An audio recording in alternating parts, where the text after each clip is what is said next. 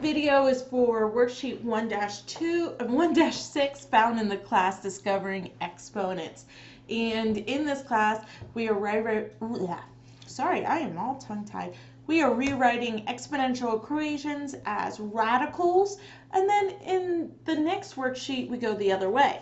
And we'll talk about that one when we get there. If you're not in this class and this is a skill that you would like to learn, if you look down in the description below, you'll see a link to the class.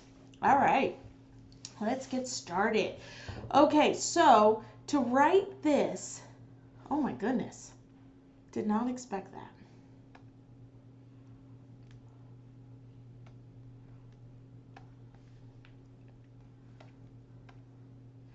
To write these as radicals, remember, we just take the argument and put it underneath the hat, and then we have to put the index is the same as the exponent, but they have two different functions. That's why they have two different names in each one.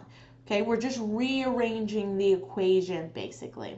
All right, so I'm going to throw the answers up here in a second, and you can grade your work. All right, so there's the answers. Pause, grade your work, come back, and I'm going to explain how we do this. Oh, wait a minute. I already see some that are wrong. Forgot to put my index in. Okay, so go ahead and pause, grade your work, and when you come back, I'll explain these. All right, I'm going to assume that you have paused your work. I'm going to zoom in so that it's easier to see these as I work them out. Okay, let me change the color to my pen as well. Okay.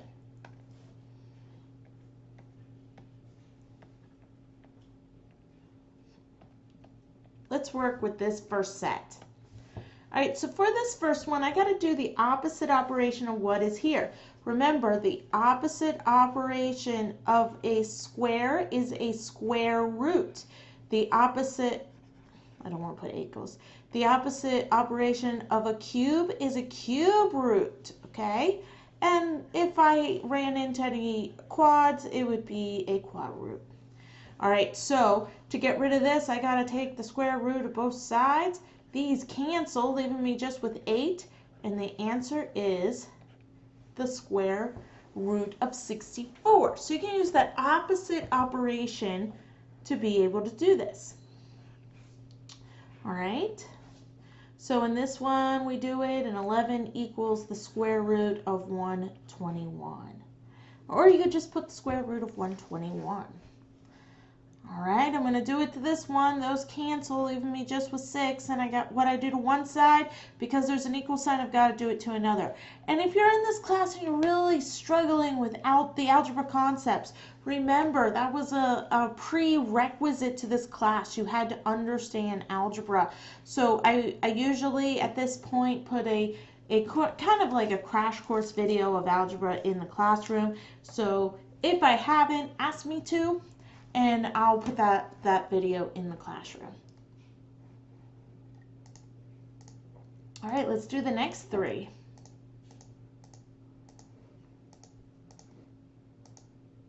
Again, we do the opposite operation of what is going on. So in this one, I got a square root both sides, which is giving me 10 equals the square root of 100, because these cancel, or you could just say the square root of 100. This one,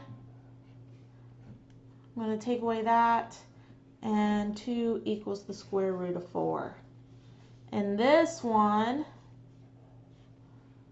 that is going to cancel, and 9 equals the square root of 81. Opposite operation again, square root both sides, and these cancel, give me 15 equals the square root of 225. And this one, same thing. Those cancel, so 13 equals the square root of 169. Again, just doing the same exact thing. Now, you may not have understood the directions. This is a hard thing to understand because we've probably learned in class, usually I teach this at the same time, I teach radical exponential form, which is the next video, and students end up mixing them up, and that's okay. Watch me do a couple in this video, and then go back and try to do the rest if you realize you did it wrong. Now these last three get a little tricky. They're cube roots, but just remember, okay, all we do is move this to the exponent. The opposite operation of a cube is a cube root, okay? So when I do my opposite operation, what I'm going to do is take the cube of this side. This 3 is going to cancel out with that 3, meaning 3 equals the cube root of 27, which is totally correct. 3 is the answer to the cube root of 27. All right, in this one again, we're going to take cube roots on both sides.